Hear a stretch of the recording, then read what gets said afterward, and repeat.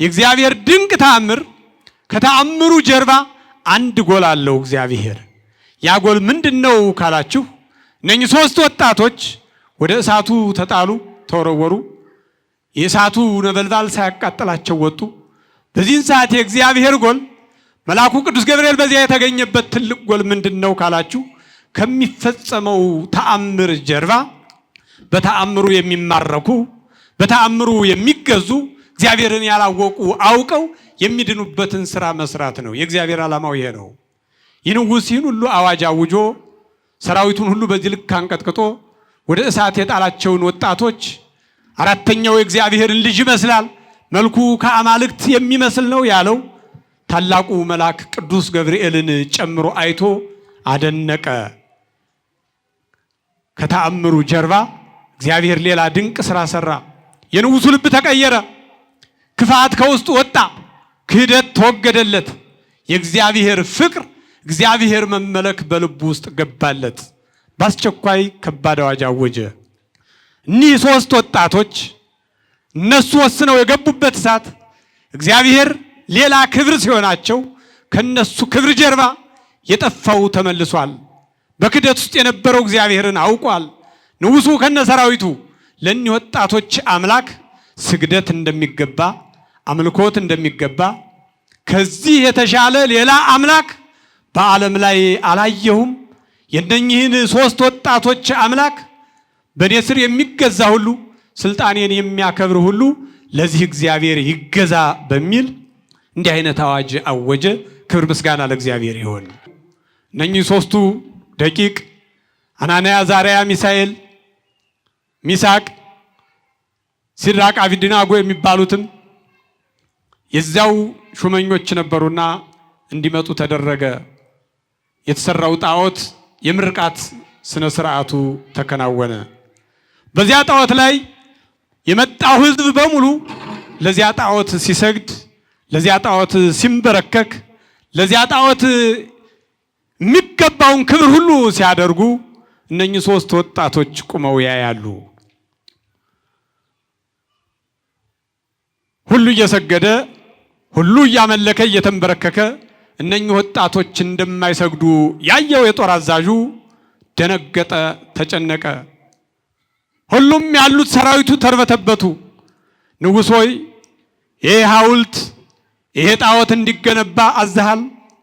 ዛሬም ምርቃቱ እንዲሆን በአንተ ትእዛዝ መሰረት ምርቃቱ ተካሂዷል።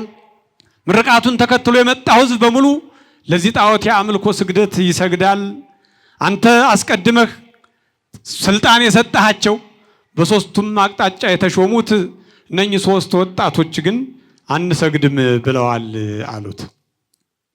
በአስቸኳይ ወደ እኔ አምጧቸው ብሎ አስጠራቸው። ተጠርተው ማስጠንቀቂያ ተሰጣቸው። ከሰማይ በታች ከምድር በላይ ከኔ ውጭ የሚያድናችሁ ማንም የለም፣ ለዚህ ጣዖት ስገዱ አላቸው። እንደማይሰግዱ ነገሩት። ንጉሱ ተበሳጭቶ አሁንም ትልቅ ደመራ ይደመራል፣ በተደመረው ደመራ ውስጥ እሳት ይነዳል፣ ወደዚያም ትጣላላችሁ።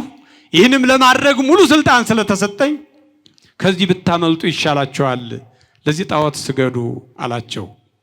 እግዚአብሔርን የያዘ አይፈራምና አንተ ስትወስን እሱ ይደርስልሃልና የእኒህ ሰዎች የእምነት ጽናት ሲቀዘቅዝ በእጅ ሲያቃጥል በማንኪያ ወይም ሲርባቸው እግዚአብሔርን የሚረሱ ጭንቅ ሲመጣ እግዚአብሔርን የሚያመሰግኑ ወይም በመጣው ጭንቅ ጊዜ በእግዚአብሔር ላይ ያላቸው እምነት የሚጠራጠር አልነበሩምና በከንቱ እንዲህ አይነት አሰልች ነገር አንነጋገር። አንተ አደርጋለሁ የምትለውን ነገር ሁሉ ማድረግ ትችላለህ። ወደሚነደው እሳት ልትጥለን ስልጣን አለህ። ነገር ግን አንተ ወደ እሳቱ ብትጥለን እንኳን የምናምነው እግዚአብሔር ያድነናል ብለው ቁርጡን ነገሩት ለንጉሱ። ቅዱሳን መላእክት ያለ ቦታቸው አይገኙም፣ በየቦታውም አይንቀዋለሉ። ሲላኩ ለማዳን ይሄዳሉ፣ ሲላኩ ለቁጣም ይላካሉ፣ መልእክታቸውን ሲጨርሱ ይመለሳሉ። ታዲያ ይህ መልአክ በዚህ አገልግሎት የሚታወቀው እግዚአብሔርን በማስተዋወቅ እግዚአብሔርን አምላክነቱን እስክናውቀው በየቦታችን ጸንተን እንቆይ ብሎ ነገደ መላእክትን ያጸና በዲያብሎስ በሳጥናኤል ስብከት ሊበተን የነበረውን የመላእክት ነገድ እግዚአብሔር እስከሚገለጥ እግዚአብሔር እስከሚታወቅ በያለንበት እንጽና።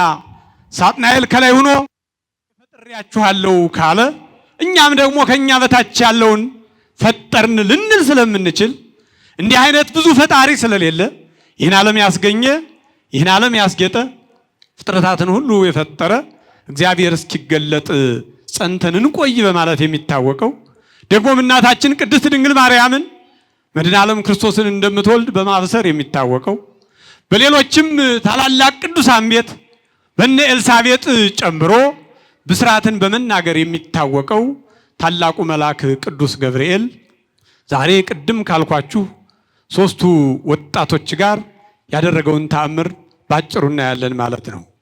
አምላካችን እግዚአብሔር ሆይ አንድነትን የምትወድ መለያየትን የምትጠላ ፍቅር፣ ሰላም፣ ፍትርት የዙፋንህ መገለጫ የሆነ ሁላችንም ልጆች ብለህ ከነመደላችን በዚህ የሰበሰብከን አንተ ስለሆንክ ክፉ የዲያብሎስ መንፈስ ከዚህ ጉባኤ እንዳይለየን በአንድነት አንተን እንድናመሰግን በቃል ኪዳንህም ጸንተን እንድንኖር እንድትረዳን እንጠይቀሃለን። የተከበሩ መጋቤ አእላፍ ወርቄ አዱኛ የዚህ ታላቅ ካቴድራል ምክትል አስተዳዳሪ፣ እጅግ የተከበሩ የዚህ መንጋ የወንጌል አገልግሎት መሪ ልሳነ ጳውሎስ መምህር ምስክር ጌታነህ፣ የካቴድራላችን የስብከተ ወንጌል ክፍል ኃላፊ፣ ክቡራን የካቴድራሉ ሊቃውንተ ቤተ ክርስቲያን፣ መተርጉማን፣ በየማዕርጋችሁ አይንተ እግዚአብሔር ካህናት፣ እንዲሁም ዲያቆናት ለዝማሬ የወጣትነት ዘመናችሁን አሳልፋችሁ ለእግዚአብሔር የሰጣችሁ የሰንበት ትምህርት ቤት መዘምራን ልጆቻችን እግዚአብሔር በደሙ እንዳከበራችሁ ተረድታችሁ በደሙ የገዛችሁን እግዚአብሔርን በፊቱ ለማመስገን ለሱ ለመገዛት የአምልኮ የቅዳሴ ውዳሴውን ስርዓት ስትከታተሉ ያረፈዳችሁ በጧትም በረፋድም አሁንም በቀትር የመጣችሁ የእግዚአብሔር ልጆች ወንዶችም ሴቶችም አረጋውያንና ወጣቶች ሁላችሁም በደሙ ባከበረን በቸርነቱ በሰበሰበን ይህንን የማለዳ ጊዜ እድል ፈንታ አድርጎ በዚህ እንድንባረክ ባገዘን በአምላካችን በመድኃኒታችን በኢየሱስ ክርስቶስ ስም ሁላችሁም እንደምን አደራችሁ? እንዴት ሰነበታችሁ? እንደምን ከረማችሁ? ምስጋና የባህሪው የሆነ ዓለም ሳይፈጠር ምስጋና ያልተቋረጠበት ከዓለም የሚመነጨው የሚፈልቀው ምስጋና ሁሉ ከሱ የተገኘ ዓለም ባያመሰግነውም ምስጋናው የማይቋረጥበት በሰማያውያን ቅዱሳን መላእክት ዘወትር ቅዱስ ቅዱስ ቅዱስ እየተባለ የሚመሰገን ቅዱስ አምላካችን እግዚአብሔር ይህን ዕለትና ሰዓት ስለሰጠን ክብርና ምስጋና ለስሙ ይሁን።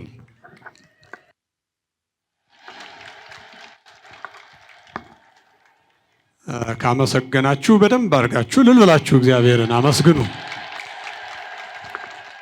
የምስጋና መንታ ልብ የለም። ሲያመሰግኑ ማመስገን ነው።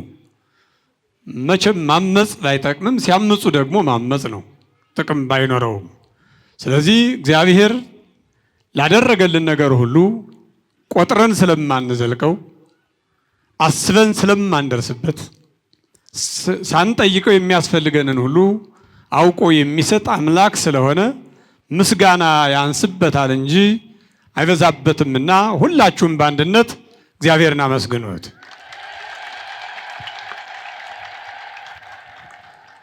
እግዚአብሔር እንደወደደና እንደፈቀደ የዛሬውን ዕለት ምንም እንኳን በዓሉ ተደራራቢ ቅዱሳን ሐዋርያት ሌሎችም ሊቃውንት ተርጉመው ያልጨረሱት ተነግሮ የማያልቅ ብዙ ምስጢር ያለበት ይልቁንም የእግዚአብሔር ምሕረትና ቸርነት የማዳን ሥራ በዝቶ የሚነገርበት ዕለት ቢሆንም አጠር አድርገን እግዚአብሔርን የምናመሰግንበት ቃሉን የምንሰማበት ርዕሳችን የሚሆነው በመነሻ ላይ የጠቀስኩት በግዕዝ የነገርኳችሁን ቃል በአማርኛው ነግራችሁና በሱ ርዕስ ላይ ዕለቱን ለትንሽ ደቂቃዎች እናያለን ማለት ነው። አኮኑ መላእክት መናፍስት እሙንቱ ወይትፌነው ለመልእክት በእንተ እለ ሀለወሙ ሕይወተ ዘለዓለም። የቅዱሳት መጻሕፍት ጸሐፊዎች ይልቁንም ቅዱሳት መጻሕፍትን ካኖናይዝድ አድርገው ቅርጽ አስይዘው ስም ሰጥተው እያንዳንዱ መጽሐፍ መቼ እንደተጻፈ በማን እንደተጻፈ ለምን አይነት ሐሳብና ዓላማ እንደተገለጠ እንደተቀመጠ ያስቀመጡት አባቶቻችን እንዳስቀመጡት ሐዋርያው ቅዱስ ጳውሎስ እንደጻፈው የሚነገረው የዕብራውያን መልእክት ምዕራፍ ላይ ያለ ኃይለ ቃል ነው። ቃሉ ሁላችንም በምንሰማው ቋንቋ ቅዱሳን መላእክት መዳን የሚገባቸውን ሁሉ ይረዱና ያገለግሉ ዘንድ ናቸው።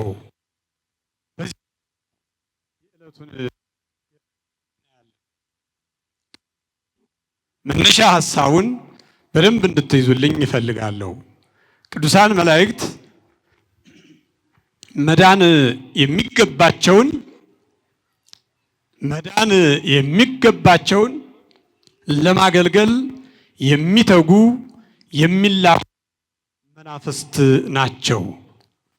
እንግዲህ በቅዱስ መጽሐፍ መንፈስን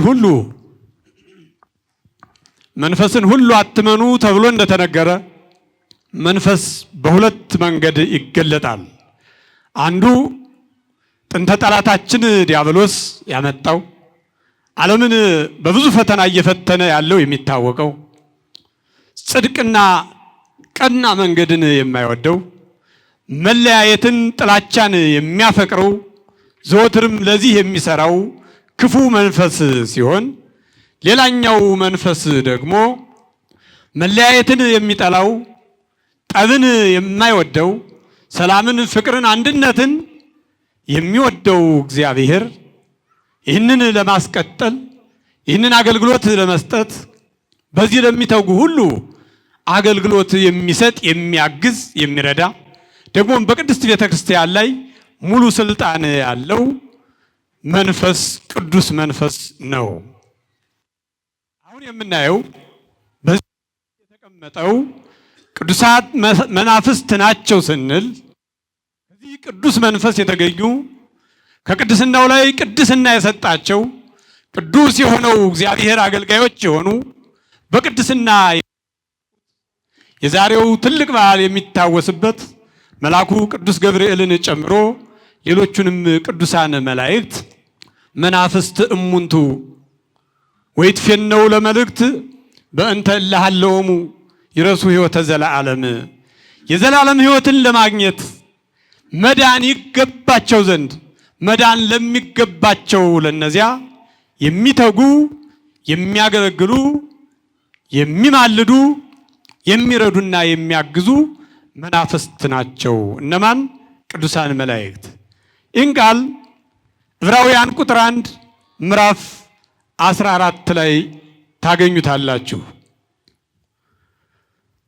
ይህን ቃል መነሻ ማድረግ ያስፈለገው ከነኚህ ቅዱሳን መላእክት በብስራት የሚታወቀው አስቀድሞ እግዚአብሔር ዓለምን ፈጥሮ ሰማይና ምድርን ፈጥሮ በሰማይና በምድር የሚኖሩትን ፍጥረታት በየፈጠረ ባለበት ሰዓት ነገዱ ከቅዱሳት መላእክት አብሮ የሆነው ሳጥናኤል ዓለምን የሚንጥ ክፉ ሐሳብ ሲያመነጭ እኔ አምላካችሁ ነኝ ብሎ ሲነሳ አምላካችን እግዚአብሔርን እስክናውቀው ድረስ ጸንተን ልንኖር ይገባል ብሎ የእግዚአብሔርን አምላክነት ያላዩ እስከሚያዩ ያልገባቸው እስኪገባቸው በማጽናናት በማረጋጋት የሚታወቀው መልአክ ቅዱስ ገብርኤል የሚከበርበት ዕለት ነው።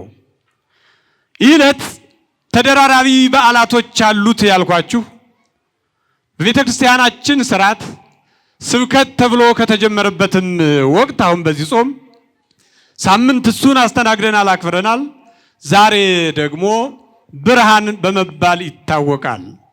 ብርሃን የተባለው በጨለማ ውስጥ ላለው ሕዝብ ብርሃንን የሰጠ በደሙ የኛን ሕይወት የገዛው መድኃኔ ዓለም ኢየሱስ ክርስቶስ ነው። የዛሬውን በዓል የመልአኩ የቅዱስ ገብርኤል በዓል ስናከብረው በስፋት የሚነገረው የሚታወቀው የእግዚአብሔር የማዳን ሥራ፣ የእግዚአብሔር ቸርነቱ፣ መድኃኔ ዓለም ክርስቶስ ለወዳጆቹ ምን ያህል ቅርብ እንደሆነ፣ እግዚአብሔር የማዳን ሥራው ምን ያህል ረቂቅ እንደሆነ የሚነገርበት ዕለት ነው። በነገራችን ላይ በዓሉ ይህ ዛሬ የምናከብረው በዓል መጋቢት 29 ቀን ጌታችን መድኃኒታችን ኢየሱስ ክርስቶስ የተጸነሰበት ዕለት በዓል ነው። አባቶቻችን ሊቃውንት ወደዚህ መጥቶ እንዲከበር ያደረጉት በሁለት ምክንያቶች ነው። አንደኛው ይህ ዕለት መጋቢት 29 ቀን እናታችን እመቤታችን ቅድስት ድንግል ማርያምን መድኃኔ ዓለም ክርስቶስን ትወልጃለሽ፣ በማኅፀንሽ ይጸነሳል፣ መንፈስ ቅዱስ በላይሽ ላይ ያድራል፣ ከአንቺም የሚወለደው ዓለሙን ሁሉ የሚያድን ነው ተብሎ ሲነገራት እንዴት ይሆናል እያለች ስትጠይቅ ቆይታ መጨረሻ ላይ ይኩነኒ ስትል መድኃኔ ዓለም ክርስቶስ በድንግል ማርያም ማኅፀን ውስጥ ተቀርጿል። ይህንን ብስራት የተናገረው ይህ ዛሬ የምናከብረው መልአክ ነው። ታዲያ የበዓላት ሁሉ በኩር የሆነው መድኃኔ ዓለም ኢየሱስ ክርስቶስ ከሱ በላይ ምንም ስለሌለ፣ ከሱም የሚቀድም ምንም ስለሌለ በሱ በዓል ላይ የመልአኩን በዓል ማክበር ስለማይቻል በፀሐይ ላይ ሻማ እንደማብራት ስለሚሆን በዓሉ እንዳይደበዝዝ አንደኛው የመድኃኒታችን የኢየሱስ ክርስቶስ በዓለ ጽንሰቱ ራሱን ችሎ መጋቢት 29 እንዲከበር ሲሆን የመልአኩ የቅዱስ ገብርኤል ክብር ደግሞ በዚህ ዕለት እንዲገለጥ ተፈልጎ የመጣ በዓል ነው።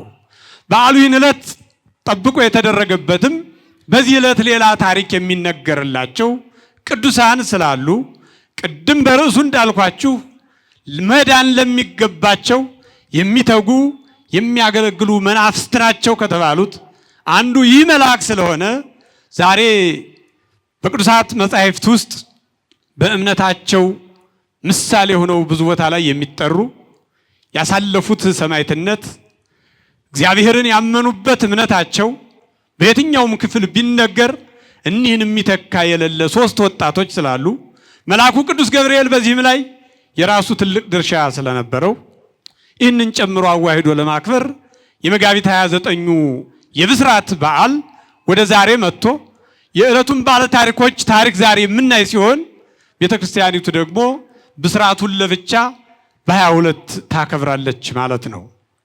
በዓሉ እንዲህ የተደራረበ ነው። ታዲያ በዚህ ውስጥ በዚህ ርዕስ የምናየው የመልአኩን ተራዳይነት፣ መልአኩ ረድቷቸው እግዚአብሔር የማዳን ሥራውን ሰርቶ አግዟቸው ተአምር የሰሩትን በትንቢተ ዳንኤል ምዕራፍ 3 ከቁጥር 1 ጀምሮ ስታነቡ የምታገኟቸውን አናንያ፣ አዛርያ፣ ሚሳኤል የሚባሉት የነኝን ሶስት ቅዱሳን ሕይወት፣ ጽናት፣ ታሪክ በዚህ ውስጥ እናያለን ማለት ነው። የምናየው በዚህ ነው። ይህንን ለማየት እንዳልኳችሁ ቅዱሳን መላእክት መዳን የሚገባቸውን ለማገልገል የሚተጉ የሚላኩ መናፍስት ናቸው። አዎ ዋና ሐሳብ የሚሰመርበት በደንብ እንድትዙት የምፈልገው መዳን የሚገባቸውን የሚለውን ሐሳብ እንድትዙ ፈልጋለሁ። መዳን የሚገባቸውን አዎ ቅዱሳን መላእክት ከእግዚአብሔር ሲላኩ ለማዳን ይላካሉ፣ ለቁጣ ይላካሉ፣ ለማማለድ ይላካሉ፣ የታመመውን ለመፈወስ ይላካሉ። የተላኩበትን ዓላማ ሲጨርሱ ወደ ላካቸው ይመለሳሉ፣ ሪፖርት ያደርጋሉ። ቅዱሳን መላእክት ሂዱ አድኑ ሲባሉ ተልከው ያድናሉ። ሂዱ ከድንገተኛ ሞት ከድንገተኛ መቅሰፍት ሰውሩት ሲባል ያ መዳን የሚገባውን ሰው ለማዳን ከፀሐይ ነጸብራቅ ፈጥነው ችግር ሊያጋጥመው የዚህ ዓለም ፈተና በገጠመው የዲያብሎስ ሐሳብ በከበበው ያለ ጊዜው ያለ ወቅቱ ባልተገባ ምክንያት ፈተና ሊደርስበት ያለውን ሰው በፍጥነት ተልከው ያድናሉ፣ ይታዘዛሉ። መዳን ለሚገባው ማለት ቅዱሳን መላእክት መሰረቱ እግዚአብሔር ላልሆነ እግዚአብሔርን ለማያውቅ በእግዚአብሔር ላይ ለሚያምጽ ወይም መዳን ለማይገባው ድህነት ላልገባው ድህነትን ለማያውቅ እግዚአብሔርን ለማያውቅ ሰው አይሄዱም፣ ሳይላኩም አይሄዱም። መዳን ለሚገባው ማለት እግዚአብሔርን ለሚያውቅ መሰረቱ እግዚአብሔር ሆኖ አባቱ አምላኩ እግዚአብሔር ሆኖለት ነገር ግን በዚህ ዓለም ፈተና ሲወድቅ ሲነሳ በዲያብሎስ ሽንገላ በክፉ መንፈስ ወከባ ሕይወቱን ሊያጣ ወይም ሌላ ፈተና ሊደርስበት ያለውን ሰው ለማዳን ይላካሉ። ቅድም ያልኳችሁ ሌሎቹ መናፍስት ናቸው። በየቦታው ሲንቀዋለሉ የምታገኟቸው ይሄ ክፉ መንፈስ አንድ ጊዜ ባተላው፣ አንድ ጊዜ ባመዱ አካባቢ፣ አንድ ጊዜም በሌላ ዝሙት የሚሰራውን በዝሙት ቦታ፣ የሚሰርቀውን በሚሰርቅበት ቦታ፣ ነፍሰ ገዳዩን በሚገልበት ቦታ፣ አሳዳጁን በሚያሳድድበት ቦታ እየተገኙ ኃጢአት የሚመዘግቡ ነገ ከእግዚአብሔር ከመንግስቱ ከርሱ አስወጥተው ለመጣል የሚተጉ በየቦታው የሚንቀዋለሉ ርኩሳን መናፍስት ናቸው። ቅዱሳን መላእክት ያለ ቦታቸው አይገኙም፣ በየቦታውም አይንቀዋለሉ። ሲላኩ ለማዳን ይሄዳሉ፣ ሲላኩ ለቁጣም ይላካሉ። መልእክታቸውን ሲጨርሱ ይመለሳሉ።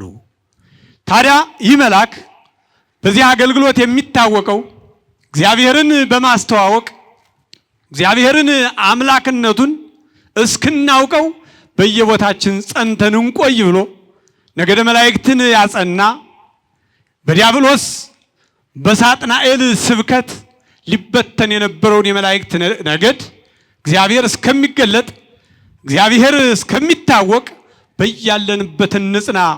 ሳጥናኤል ከላይ ሆኖ ፈጥሬያችኋለሁ ካለ እኛም ደግሞ ከኛ በታች ያለውን ፈጠርን ልንል ስለምንችል እንዲህ አይነት ብዙ ፈጣሪ ስለሌለ ይህን ዓለም ያስገኘ ይህን ዓለም ያስጌጠ ፍጥረታትን ሁሉ የፈጠረ እግዚአብሔር እስኪገለጥ ጸንተን እንቆይ በማለት የሚታወቀው ደግሞም እናታችን ቅድስት ድንግል ማርያምን መድኃኔ ዓለም ክርስቶስን እንደምትወልድ በማብሰር የሚታወቀው በሌሎችም ታላላቅ ቅዱሳን ቤት በእነ ኤልሳቤጥ ጨምሮ ብስራትን በመናገር የሚታወቀው ታላቁ መልአክ ቅዱስ ገብርኤል ዛሬ ቅድም ካልኳችሁ ሶስቱ ወጣቶች ጋር ያደረገውን ተአምር ባጭሩ እናያለን ማለት ነው።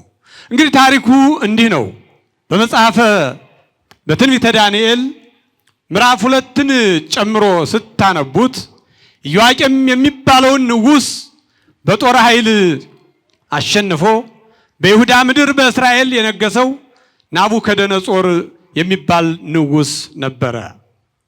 ይህ ንጉሥ ለንግስናው ለሹመቱ የሚጨነቅ ንግስናው በጣም የሚያጓጓው ሹመቱ በጣም የሚያስጨንቀው ይህን ዓለም በመግዛት ክብር ሁሉ ከሰማይ በታች ከምድር በላይ በዚህ ዓለም ላይ መንገስ መስሎ የሚታየው ሹም ነበረ። ታዲያ ሹመኞች ለሹመታቸው ሲጨነቁ ስልጣኑ እጃቸው ላይ ሲገባ የሚያረጉትን የሚጨብጡትን ሲያጡ ከጭንቀት ብዛት የተነሳ አይምሮቸው ይረበሻልና ይህ ንጉሥ በነገሰ በ2 ዓመቱ ህልም አየ ይለናል። ምዕራፍ 2 ላይ ስታነቡ ያየው ህልም ስልጣኑን አደጋ ላይ የሚጥል ለስልጣኑ ጥያቄ ምልክት የሆነ አርጎ ተረድቶታል። በዚህ ዘመን ህልም የሚፈቱ ህልሙን የሚተረጉሙ ህልሙን ተርጉመው ክፉን ከሆነ ክፉ መጥፎም ትርጉም ካለው መጥፎውን ጥሩን ትርጉም የሚናገሩና ይህም ብቻ አይደለም፣ በውስጡ መጥፎ ትርጉም ለሚሰጠው ህልም መፍትሄ አለን፣ ችግር እንፈታለን፣ ሁሉን እናውቃለን የሚሉ አዋቂዎች የነበሩበት የሚበዙበት ዘመንና አካባቢ ነበርና እነኚህ መጠንቁላን አዋቂዎች ነን ባዮች ህልም ፈቺዎችን በአስቸኳይ እንዲጠሩ ሰብስቦ ህልም አይቻለው፣ ያየሁትን ህልም ምን እንደሆነ ራሳችሁ መርምራችሁ ድረሱ፣ ከዚያም ትርጉሙን ባጭር ጊዜ ለኔ አምጡ ብሎ ትእዛዝ ሰጠ። መቼም አዋቂ አላውቅም አይልምና ትእዛዙን ተቀብለው ከንጉሱ የሚፈልጉትን ለማግኘት በንጉሱ ፊት ዕውቅና ለማግኘት ይሽቀዳደሙ ነበር። ህልሙንም እንፈታለን፣ ያየኸውም ህልም ምን እንደሆነ አይተን እንነግርሃለን አሉ። ንጉሱም ብልጥ ሆኖ ያየውን ህልም አልነገራቸውምና የሰው አእምሮ ከንቱ ውስን ነውና አዋቂ የፈለገውን ያክል አውቃለሁ ይበል እንጂ ከእግዚአብሔር ካልተሰጠው በቅዱስ መንፈስ ካልሆነ በስተቀር እኒህ ሟርተኞች በሚሉት መንገድ የሚታወቅ ነገር አልነበረምና ህልሙን ለመፍታት ያየውን ህልም ቀድመው ማወቅ ነበረባቸው። ይህን የሚያውቁበት የአእምሮ ጠባይ የላቸውም፣ አልተሰጣቸውም። ምክንያቱም ሐሳባቸው ከእግዚአብሔር ስላልሆነ፣ ሐሳባቸው ከክፉ መንፈስ ስለሆነ፣ ማታለልን መሰረት ያደረገ ያልተገባ ክብርና ጥቅምን መፈለግ መሰረት ያደረገ ማንነት ስለነበራቸው ህልሙ ጠፋባቸው። ንጉሱ አሁን መጥተው ያየሁትን ህልም ይነግሩኛል፣ ትርጉሙንም ያስረዱኛል እያለ ይጠብቃል። ውሃ ሽታ ሆነው ቀሩ። በዚህ ጊዜ ንጉሱ ተቆጣ። የእነሱን የአእምሮ ውስንነት አልተረዳም ንጉሱ። በሱ ላይ አምፀው በሱ የታየው ህልም እሱን የሚያጠፋ ሆኖ ነገር ግን ይህን መናገር እንዳልፈለጉ አድርጎ ተረዳና በአስቸኳይ ተሰብስበው ንጉሳዊ ቅጣት እንዲቀጡ ትእዛዝ ሰጠ። ህልሜን እንዲፈቱ ያየሁትን ህልም አይተው እንዲናገሩ ያዘዝኳቸው መጠንቁላን አዋቂዎች ትእዛዜን ስላላከበሩ ህልሜንም ስላልፈቱ በአስቸኳይ የሞት አዋጅ ይታወጅባቸው ብሎ ተቆጣ፣ አወጀ። ለጦር አዛዡም ይህን ትእዛዝ ሰጠ። በብልህነት የሚታወቀው ነቢዩ ዳንኤል እዚያ ሩቅ ምስራቅ ጥበበኛ ሰዎች ከሚባሉት ነገድ ውስጥ የፈለቀው ባቢሎናዊው ዳንኤል ነቢይ ነበረና ብልህ ነበረና ከቤተ መንግስቱ ሳይጠፋ በቅርበት የቆየ ሰው ነበርና የንጉሱንም አመል ያውቅ ነበርና በዚህ ሰዓት ለጦር አዛዡ ጠርቶ የንጉስ ቁጣ ፈጠነ፣ አዋጁ ትእዛዙን ፈጥኗል፣ የለም የንጉሱን ህልም ማየት እንችላለን፣ መፍታትና መተርጎምም እንችላለን ብሎ ለጦር አዛዡ ነገረና በእነዚያ ላይ የታወጀው አዋጅ የሞቱ አዋጅ ይቆይ ብሎ ለጦር አዛዡ ነገረው። የጦር አዛዡም ተጨንቆ ነበረ፣ የንጉሱ ትእዛዝ ስላልተከናወነ ስላልተፈጸመለት። በዚህን ጊዜ ይህ እውቀት ካለህ በአስቸኳይ ወደ ንጉሱ ቤት ይዤ እሄዳለሁ ብሎ ነቢዩ ዳንኤልን በንጉሱ ቤት በቤተ መንግስቱ እንዲገባ አደረገው። የንጉሱ የቅርብ አማካሪ እንዲሆን አደረገው። የዚህ ዕለት ታሪክ ሙሉ ቀን ቢነገር የማያልቅ ድንቅ ታሪክ ያለው ነው። የነኝን ሶስት ቅዱሳንና የመልአኩ የቅዱስ ገብርኤልን ተራዳኢነት፣ ፈጥኖ ደራሽነት ለማሳየት ያክል አጠር አድርጌ ነው የምነግራችሁ። የተወደዳችሁ የእግዚአብሔር ሰዎች የምትንቀሳቀሱ ባላችሁበት ቁሙና የተቀመጣችሁትም አእምሯችሁን ወደዚህ አድርጋችሁ እችን ታሪክ ትንሽ ስሙና ትምህርቴን እጨርሳለሁ። ነቢዩ ዳንኤል በዚያ ገብቶ የንጉሱ ወዳጅ ሆነ። ንጉሱን አረጋጋው፣ ስለ ህልሙም ነገረው፣ አስረዳው።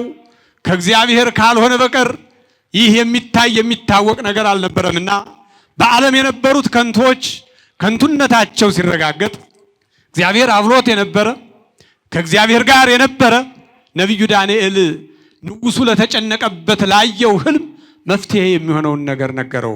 በዚህ ጊዜ ንጉሱ ተደሰተ። ንጉሱ ከደስታው ብዛት የተነሳ ዳንኤልን የቤተ መንግስቱ አማካሪ የሱ የቅርብ ተጠሪ አደረገው።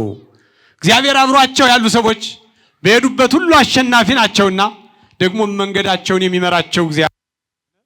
ነቢዩ ዳንኤል ነገር እግዚአብሔርን ማስፋት፣ አላውያንን ሐሰተኛ ነገስታትን አቅማቸውን ማዳከም፣ ክርስትናን እግዚአብሔርን ማወቅን ማበልጸግ፣ እግዚአብሔርን የሚጠሉትን ማዳከም ትልቅ ዓላማ አድርጎ መሰረት ጣለ። የጣለው መሰረት በዚህ በዳንኤል 3 ላይ የምናገኛቸውን የዛሬዎቹን ባለ ታሪኮች አናንያንና አዛሪያን በእምነታቸው እንደሱ ጽኑ የሆኑ ቢፈተኑ ፈተና የማይጣ ለእግዚአብሔር የሚታመኑ ሰዎች እንደሆኑ ያውቅ ነበርና ንጉሱን በመጠየቅ እነኚህ 3 ወጣቶች ንጉሱ በሚያስተዳድርበት ከተማ በሶስቱም አቅጣጫ ተበትነው ያንዳንድ ዞን አዛዥ ሆነው እንዲሾሙ ንጉሱን ጠየቀ። ንጉሱም ህልሙ የተፈታለት የተጨነቀበት ነገር ሁሉ የተቃለለለት በዳንኤል ነውና አድርጋለው። በዚህ ጊዜ ዳንኤል አናንያ፣ አዛርያ፣ ሚሳኤልን በሶስቱም አቅጣጫ ስልጣን ሰጣቸው። እንደቀጠለ ያረጋገጠው ያየው ህልም ስልጣኑን እንደማያቋርጠው ያየው ህልም ስልጣኑን እንደሚያስቀጥልለት በነቢዩ ዳንኤል ጥበብ የተነገረው ንጉስ የዓለም ሰው ዓለምን ያስባልና ዳንኤል ረጅም ርቀት ሌላ ህልም ሌላ እቅድ ሲያስብ እግዚአብሔር አብሮት የሌለ ሰው በዚህ ዓለም ጥበብ የተወሰነ ጠባብ ሰው ከሰማይ በታች ከምድር በላይ ሌላ ነገር ያለ አይመስለውምና የንግስናውን ነገር አሁንም አጉልቶ ለማሳየት ሌላ ትእዛዝ አወጣ። በሉ ንግስናዬ ይከብር ዘንድ የኔ ንግስና የሚከብር ይታወቅ ዘንድ ትልቅ ጣዖት እንዲሰራ ከያቅጣጫው ያሉትን ሹማምንቶቹን በሙሉ ጥሩ፣ የሚመለክበት እኔ የምመሰገንበት የምታወቅበት ትልቅ ጣዖት ቁመቱ 60 ጎኑ 6 ስፍራ ጣዖት እንዲሰራ አድርጉ ብሎ ትእዛዝ ሰጠ። አያችሁ፣ በዓለም ያለ ስለ ዓለም ያስባል። መንፈሳዊነት ያለው እዚህ ዓለም አልፎ ሌላ ዓለም እንዳለ ይረዳል። ንጉሱ እንዳዘዘ ተደረገ። ጣዖቱ ተሰራ። የተሰራው ጣዖት ተሰርቶ ሲጠናቀቅ በዘመናችን አንዳንድ በሃይማኖት ተቋማትም በዓለምም ተቋማት አንዳንድ ህንፃዎች ተሰርተው ምርቃት እንደሚካሄደው ያ የዓለም ህዝብ የሚሰግድበት ንጉሱ የሚያስተዳድራት ዓለም የሚገኙ ሁሉ መጥቶ አምልኮ ባዕድ የሚያካሂድ ስለ ንጉሱ እየተባለ የሚሰገድበትን ጣዖት ለማስመራቅ ቀጠሮ ተያዘ። በዚህ ቀጠሮ ከየሀገሩ ያሉ ሹማምንት ተጠሩ። የሚመለከታቸው አካላት ሁሉ ተጠሩ። እነኚህ ሶስቱ ደቂቅ አናንያ፣ አዛርያ፣ ሚሳኤል፣ ሚሳቅ፣ ሲድራቅ፣ አብደናጎ የሚባሉትም የዚያው ሹመኞች ነበሩና እንዲመጡ ተደረገ። የተሰራው ጣዖት የምርቃት ስነ ስርዓቱ ተከናወነ። በዚያ ጣዖት ላይ የመጣው ህዝብ በሙሉ ለዚያ ጣዖት ሲሰግድ፣ ለዚያ ጣዖት ሲንበረከክ፣ ለዚያ ጣዖት የሚገባውን ክብር ሁሉ ሲያደርጉ እነኚህ ሶስት ወጣቶች ቁመው ያያሉ። ሁሉ እየሰገደ ሁሉ እያመለከ እየተንበረከከ እነኚህ ወጣቶች እንደማይሰግዱ ያየው የጦር አዛዡ ደነገጠ፣ ተጨነቀ። ሁሉም ያሉት ሰራዊቱ ተርበተበቱ። ንጉሥ ሆይ ይሄ ሐውልት ይሄ ጣዖት እንዲገነባ አዝሃል። ዛሬም ምርቃቱ እንዲሆን በአንተ ትእዛዝ መሰረት ምርቃቱ ተካሂዷል። ምርቃቱን ተከትሎ የመጣው ህዝብ በሙሉ ለዚህ ጣዖት የአምልኮ ስግደት ይሰግዳል። አንተ አስቀድመህ ስልጣን የሰጣቸው በሶስቱም አቅጣጫ የተሾሙት እነኚህ ሶስት ወጣቶች ግን አንሰግድም ብለዋል አሉት። በአስቸኳይ ወደ እኔ አምጧቸው ብሎ አስጠራቸው። ተጠርተው ማስጠንቀቂያ ተሰጣቸው። ከሰማይ በታች ከምድር በላይ ከኔ ውጭ የሚያድናችሁ ማንም የለም፣ ለዚህ ጣዖት ስገዱ አላቸው። እንደማይሰግዱ ነገሩት። ንጉሱ ተበሳጭቶ አሁንም ትልቅ ደመራ ይደመራል፣ በተደመረው ደመራ ውስጥ እሳት ይነዳል፣ ወደዚያም ትጣላላችሁ። ይህንም ለማድረግ ሙሉ ስልጣን ስለተሰጠኝ ከዚህ ብታመልጡ ይሻላችኋል፣ ለዚህ ጣዖት ስገዱ አላቸው። እግዚአብሔርን የያዘ አይፈራምና አንተ ስትወስን እሱ ይደርስልሃልና የእኒህ ሰዎች የእምነት ጽናት ሲቀዘቅዝ በእጅ ሲያቃጥል በማንኪያ ወይም ሲርባቸው እግዚአብሔርን የሚረሱ ጭንቅ ሲመጣ እግዚአብሔርን የሚያመሰግኑ ወይም በመጣው ጭንቅ ጊዜ በእግዚአብሔር ላይ ያላቸው እምነት የሚጠራጠር አልነበሩምና በከንቱ እንዲህ አይነት አሰልች ነገር አንነጋገር። አንተ አደርጋለሁ የምትለውን ነገር ሁሉ ማድረግ ትችላለህ። ወደሚነደው እሳት ልትጥለን ስልጣን አለህ። ነገር ግን አንተ ወደ እሳቱ ብትጥለን እንኳን የምናምነው እግዚአብሔር ያድነናል ብለው ቁርጡን ነገሩት ለንጉሱ። ቁርጥህን እወቅ አሉት። ቁርጥህን እወቅ፣ ወደ እሳት ብትጥለን ከነደደው እሳት ሊያድነን፣ አንተ ከወሰንክብን ፍርድ ሊያድነን፣ ከአንተ ጭካኔ አስተሳሰብ ሊረዳን እግዚአብሔር ታማኝ አምላክ ነው አሉት።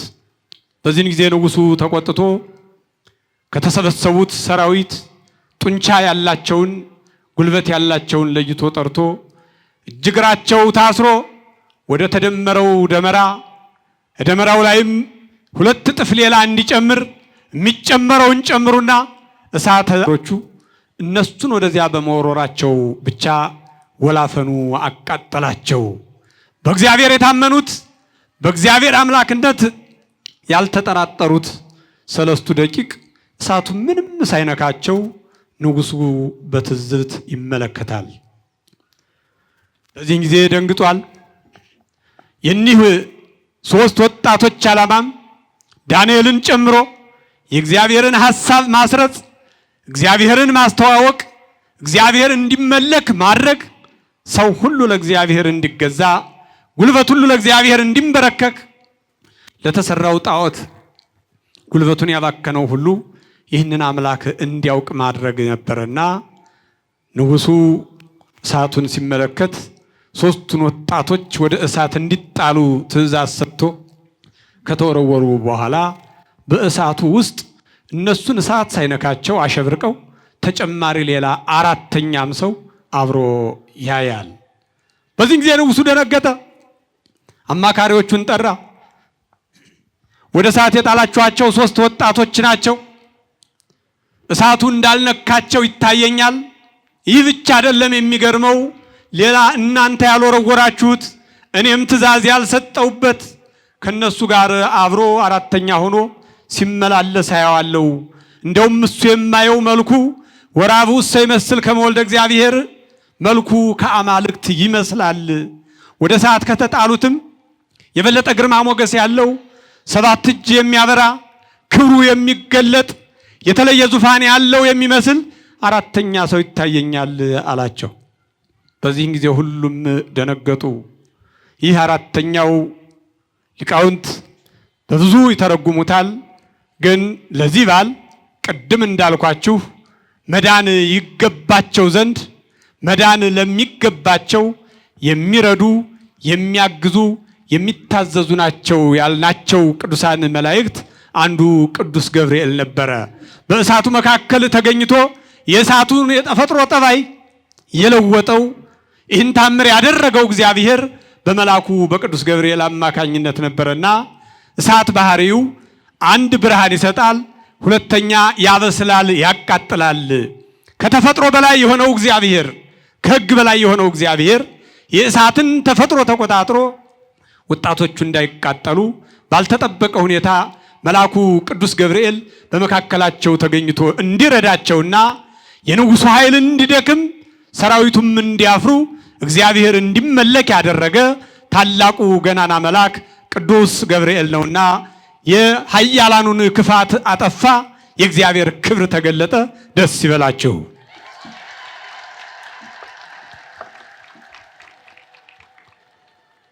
እንግዲህ የዕለቱ ታምር የሆነው ይህ ነው። የተወደዳችሁ የእግዚአብሔር ቤተሰቦች ተአምር እንዲህ ሲገለጥ በቃል ሲነገር ቀላል ነው። እዚያ ቦታ ላይ ሆኖ እንደማየት አይሆንም። ዋናው ነገር ግን ለመዳን ይገባቸው ዘንድ የሚተጉ የሚያገለግሉ የሚያግዙ መናፍስት ናቸው ቅዱሳን መላእክት። በእሳት ውስጥ ገብተው ያድናሉ፣ በሰይፍ ውስጥ ገብተው ያድናሉ፣ ከተወረወረ ጦር ይሰውራሉ፣ የመጣን ሞት ያሸሻሉ። ነገር ግን ለነማን? መዳን ለሚገባቸው። እኒህ ወጣቶች መዳን ስለሚገባቸው መሰረታቸው ለሆነው ክርስቶስ መሰረታቸው ለሆነው እግዚአብሔር ሕይወታቸውን አሳልፈው የሰጡ በእምነታቸው ያልተጠራጠሩ ናቸው። እንግዲህ ልዩነቱ ይህ ነው። መዳን ለሚገባቸው እግዚአብሔርን ለሚጠራጠር አምላክነቱን ለማያምን እንዲህ አይነት አገልግሎት አይሰጡም ቅዱሳን መላእክት። የቅዱሳን መላእክት ትልቁ ዓላማቸው እግዚአብሔርን ማሳወቅ፣ እግዚአብሔርን ማስመለክ፣ ማስመስገን፣ ለእግዚአብሔር የሆኑትን ሁሉ ደግሞ ከእግዚአብሔር እየታዘዙ መርዳት፣ ከእግዚአብሔር እየታዘዙ ከክፉ ነገር መሰወር ነው። እግዚአብሔር ይህን ተአምር ሲያደርግ ልብ እንድንለው የሚያስፈልገው በርካታ ተአምራቶችን ያደርጋል እግዚአብሔር። ፈተናም ሁልጊዜ አንድ አይነት አይደለም። በዓለም ያለው ፈተና፣ በዓለም ያለው ጦር፣ በዓለም ያለው ስቃይ አንድ አይነት አይደለም። እግዚአብሔርም አንድ ነገር ሁልጊዜ የሚደጋግም አምላክ አይደለም። አዎ የፈተና ዘመናቸው በመጋዝ የተሰነጠቁ፣ በሰይፍ የተተለተሉ፣ በእሳት የተቃጠሉ፣ በሌላም አይነት ፈተና የተፈተኑ ብዙ ቅዱሳን አሉ። የነኚህ ወጣቶች ፈተና ወደ እሳት መጣል ነው የነበረው።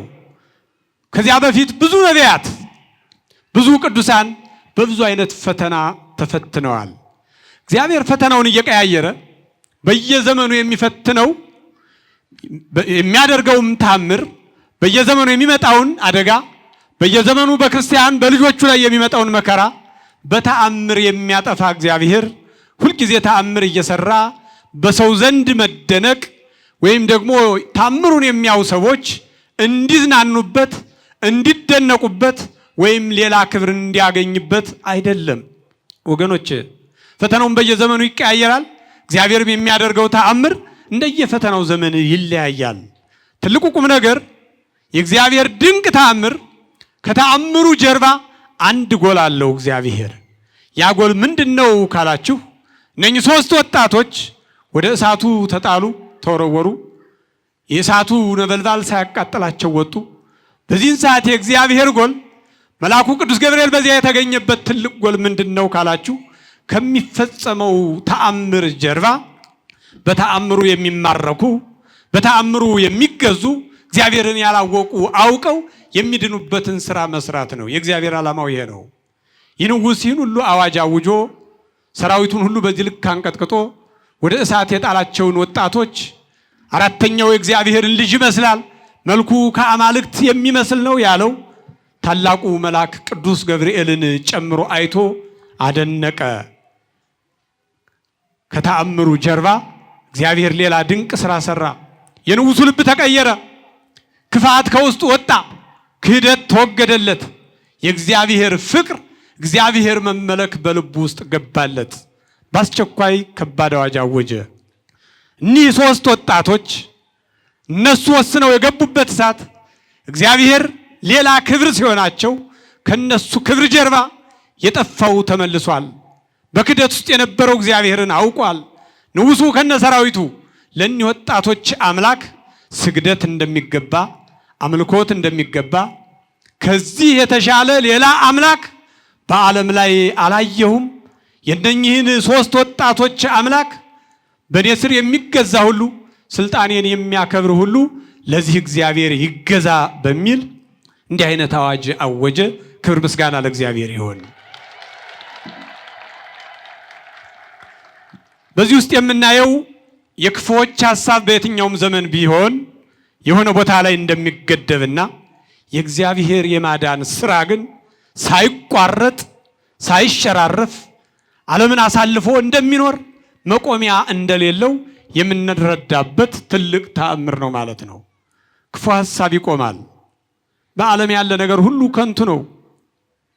ለዚህ ነው ሐዋርያውም የተናገረው ወንድሞች ሆይ ይህን ዓለም አትውደዱ፣ አኀው የታፍቅርዎ ለዓለም ዓለሙኒ ኃላፊ ንብረቱኒ ኃላፊ እስመ ኩሉ ኃላፊ ውእቱ። ይህን ዓለም አትውደዱ። ዓለም ኃላፊ ነው። በዓለም ያለው ነገር ሁሉ ከንቱ ነው፣ ኃላፊ ነው።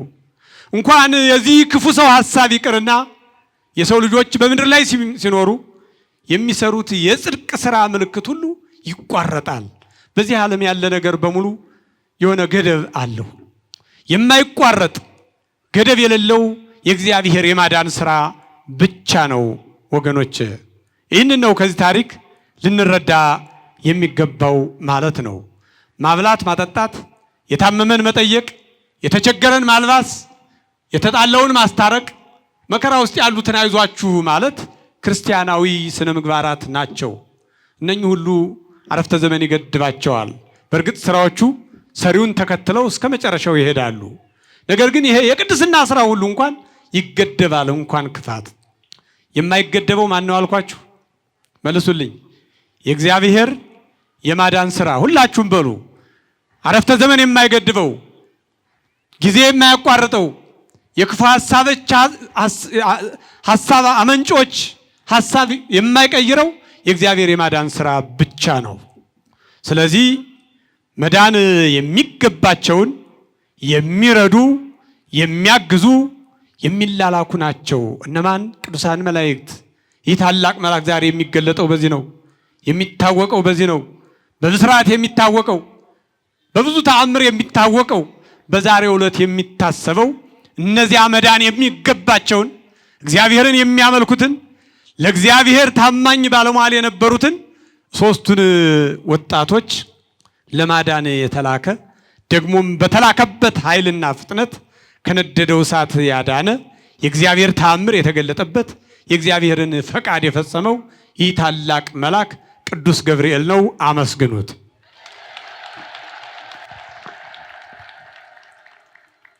እንግዲህ የተወደዳችሁ የእግዚአብሔር ቤተሰቦች ይህን ተአምር ይህን ታሪክ ከማየት ጀርባ ጠፍተው የነበሩ ወደ እግዚአብሔር የመጡ አሉ። አሁን የሌላ ሰዎችን ታሪክ ብቻ አይተን መበተን አለብን ብዬ አላስብም። የሰለስቱ ደቂቅ ሰማዕትነት ፈተና እሳት ነበረ። የነ ኢሳይያስ መከራ በመጋዝ መተርተር ነበረ። የሰማዕታት የቅዱሳን ሰማዕታት መከራ በሰይፍ መቆረጥ፣ በቢላ መቀደድ፣ ቆዳቸውን መገፈፍ ነበረ። እዚያም በፊት የነበሩት ነቢያት ብዙ አይነት መከራ ብዙ ፈተና ያሳለፉበት ሌላ አይነት ፈተና ነበረ። ዛሬ እኔና እናንተ ይህን ዘመን እንዳንሻገር ፈተናውን እንዳናመልጥ በፈተና ውስጥ እንድንወድቅ መሻገር ያቃተን የትኛው ፈተና ይዞን ይሆን? ይህን ሐሳብ በትንሹ እኔና ትምህርቴን ጨርሳለሁ። እስካሁን ያልኳችሁ አስከፊ ፈተና የገጠማቸው አባቶች ፈተናውን ተሻገሩት። ሰይፉ አላደናቀፋቸውም፣ እሳቱ አላስፈራቸውም፣ ሌላውም መከራ አልበገራቸውም። ያን ሁሉ መከራ ተቋቁመው የዲያብሎስን ሐሳብ አሸንፈው ያስረከቡንን ሀገርና ቅድስት ቤተክርስቲያን ዛሬ እኛ መምራት አቅቶናል። ዛሬ እኔና እናንተን እንዳንሻገር እያንገዳገደን እንዳንሻገር እየጣለን ያለው ፈተና የቱ ይሆን?